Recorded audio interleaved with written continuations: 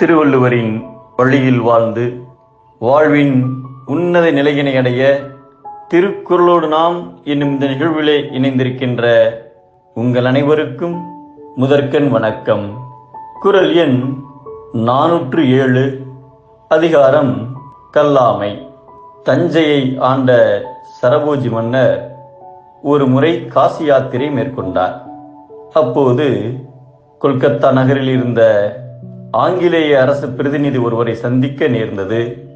சந்திப்பின் போது அந்த ஆங்கிலேயர், நான் திருக்குறளின் ஆங்கில மொழிபெயர்ப்பை படித்தேன், அற்புதமாக இருந்தது, எனவே அதன் மூல நூலின் சிறப்புகள் பற்றி எனக்கு விளக்கிச் சொல்லுங்கள் என்று சரபோஜியிடம் கேட்டார்.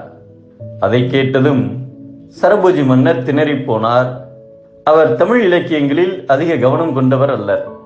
மேலும் அவர் ஒரு மராட்டியர் என்பதால் திருக்குறளை பற்றி அவருக்கு ஒன்றும் தெரியவில்லை.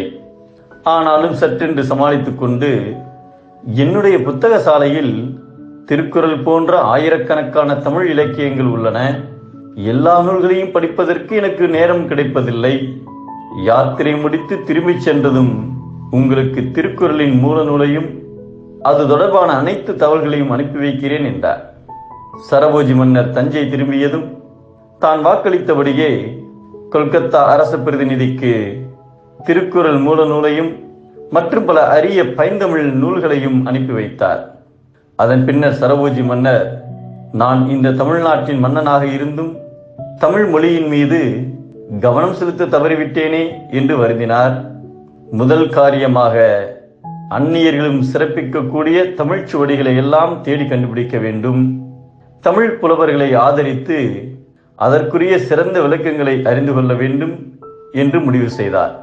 ஏராளமான தமிழ் நூல்களை சேகரித்து அவற்றை பாதுகாக்க கல்விக் கடவுள் கலைவாணியின் பெயரில் சரஸ்வதி மஹால் என்ற நூலகத்தை நிறுவினார். இதன் மூலம் தமிழின் தொன்மையான இலக்கியங்கள் பலவும் அழியாமல் காக்கப்பட ஒரு வகையில் திருக்குறள்தான் காரணமாக இருந்தது எனலாம்.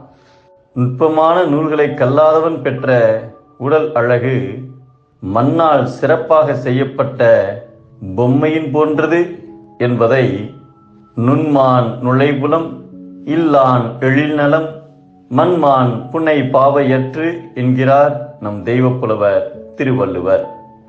நுட்பமில்லாத அறிவு மண் பொம்மை, நுட்பமான அறிவே மனிதனின் மகிமை.